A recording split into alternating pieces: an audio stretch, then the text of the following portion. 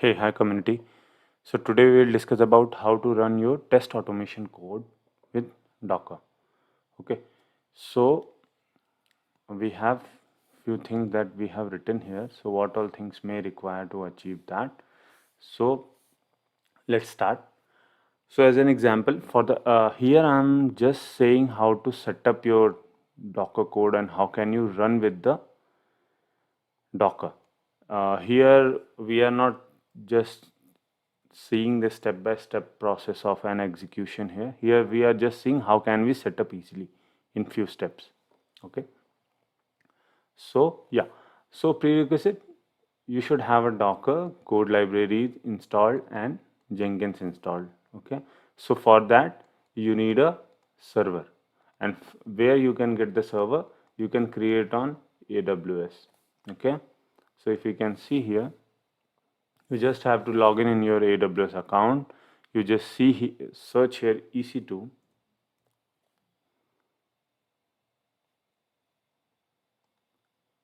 and just get inside the EC2. Okay.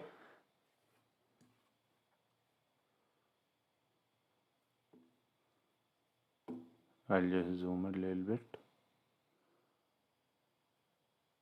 Okay. So yeah, yeah. So this is EC2. You can launch the instance from here. If you will have the running instance, it will be present here. Okay. So like I'll be having some in stop. Yeah, I have one instance is in stop mode. So if I need, I can just run this, but that's how you can create it. I mean, you from here also you can directly launch it. Okay, from here you can create one Ubuntu server maybe,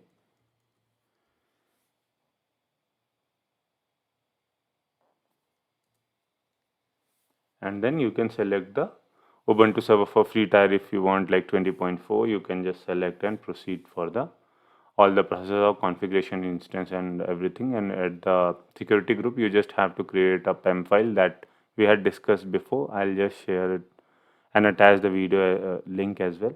Okay, that's how you just have to create a server and SSH it. Okay, suppose you have SSH it, created a server and you have SSH it. So now you have to install the Docker. So I'll attach the link how to install the Docker on Ubuntu server. So we are not, because we are not seeing here step by step of installation and everything, else the video will be very long. So that's why I'm just giving some prerequisite and idea about it. So I'll just attach some link of installing the Docker code library that of course you will be having, and Jenkins. Okay. So I'll attach both these link, Docker and Jenkins. How can you install on Ubuntu? I have a blog, I'll attach that as well. So okay, so leave that. Okay, suppose your first requirement is satisfied, you are able to create the server and you have installed both the things and you have access the Jenkins on the 8080 port. Okay, now UI is visible for you.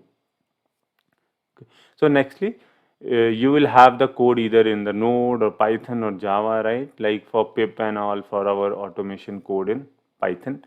So with the help of pip, I mean, so we run few commands like pip test and also what's that? Yeah, pip test only, right? So yeah, like this, like whatever will be the command, those all. I mean, the code will be with you, so we can easily use the commands. Yeah, here in server you may also have to install. You just install it if you want. You can install these libraries as well. How to install the Node or Python or Java on the Ubuntu server, but I don't think you need it because Docker will take care of that. Okay, so that's how code will be with you, of course. Then yeah, so I'll just a little bit clean this. So there will be first, second, code will be with you, third, repo. So of course you have to put that code into in some repo, right? So that repo can be on Bitbucket or GitHub or code commit. Okay. So that is repo. Fourth is Docker file we need, and fifth is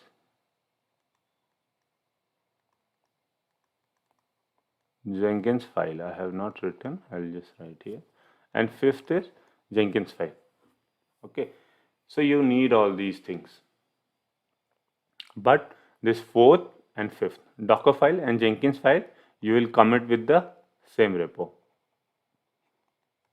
Okay. You have to commit these two, Docker file and Jenkins file, with the code. So it should get executed. Okay. First we see this. Okay. So as an example, I am just giving, suppose you have a code of this Python and all, then you have kept it and pushed in a, suppose you have this code and you pushed in a repo and all. So, okay, so suppose till here it's done, you have, till here it's done, suppose you have sent in a repo. Now what? Now what you have to do, you have to create one Docker file. Docker file will have what? Docker file will have all the things whichever you want to run for your code to get executed. I mean code to get built maybe. So like for Python, like pip test and all, like whatever will be the command you may have to use, or if some specific whatever it could be, like pip or some specific folder or package, whatever. So those all things you may have to mention in the command or cmd or in the run. Okay, so that will be inside the Docker file. And what will happen in the Jenkins file? So in Jenkins file, we use to create a declarative pipeline approach where we have to define the particular stages. Like here it is stage 1, stage 2. Suppose I will have some more snippet which will be in stage 3 and stage 4. Okay, so first here whatever will be the commands you want to run, so that you can do it. That you have to mention from here. That you have to mention here maybe. Okay, deploy, suppose you have to run some command, or you have to deploy, or you have to execute something in that stage. So those all things you can mention here. Okay, so before Jenkins file, you can directly create it and commit with the code, of course. But once just create a Jenkins file and keep it with the code here. Okay, so these all three things will go along in your repo, right? So the code, Docker file and Jenkins file. So these all will go in your repo, right? So once you do that, suppose all the 5 steps are over here. Next, you have to go to Jenkins and create a multi-pipeline approach. Create a multi-pipeline, I mean. You have to create a multi-pipeline where once you create that, you have to provide the repo name there where you have committed the code, credentials of AWS, okay, because it has to go to lastly deploy on the AWS, right? So this will be on repo name you have to give, you have to provide the AWS also. So once you create the multi-pipeline, suppose in Jenkins file, you also have to define the ECR path where your Docker build will get executed and push the image, right? So it could be ECR. ECR is Amazon ECR. Amazon provide a space called as an ECR where you can keep your images, but you can also use the Docker Hub where also you can keep the images, right? So that also you have to create, right? So after that 5th process, you have to create this. Sorry, this will be 6th. Suppose this is 6th step for you. And once you create the multi-pipeline, you have to create one ECR repository. That repository URL you may have to define in the Jenkins, right? So yeah, so you have, suppose you have done this also and you have done this also. ECR also you have created. Now everything is set up. Suppose everything is done, all these 7 steps. So there will be one last step will get remain. So last step will be, 8th step will be this. So now suppose you have pushed your image ECR and you have pushed your Docker image to ECR or Docker Hub. Now what? Now you need that image to be get deployed, right? So to deploying that Docker image, we need some commands to run, right? So we create one bash file. Okay, as a sh, like suppose this is deploy.sh,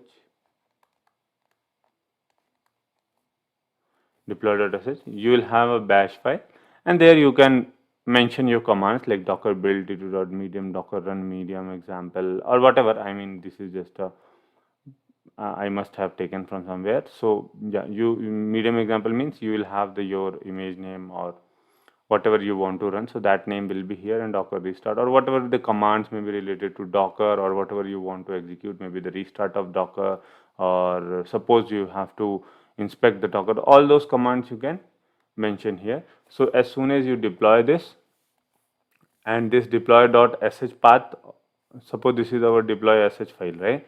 So that also you have to provide at the last, like we have 1 2 3 4, suppose there is a fifth fifth stage for the pipeline. Here we have to deploy, here we have to mention the command to deploy.sh, right? And before that we have to also provide the server IP. Server IP is what? The server we have created on AWS, right? So that server IP also we have to provide. So once it gets inside, it takes the deploy.sh and deploy it. We have to keep that deploy.sh file on the server only, right? So from directly, whenever we will trigger the build on directly, once the image get pushed into the ECR, it will go to server, take the deploy.sh and run these commands, so our Docker will get started. So that's how. So once the Docker will get started means what? Your automation code, whatever will be the requirement or whatever will be the things you must have done inside, that will get started, and we will be able to see the reports and all, whatever we may have configured with the same, maybe with the Jenkins or with the extent report or whatever we have. So those all things we can get it. So that's how there will be 7-8 steps to mostly achieve the automation with the Docker, right? Hope you understand that. Thank you so much.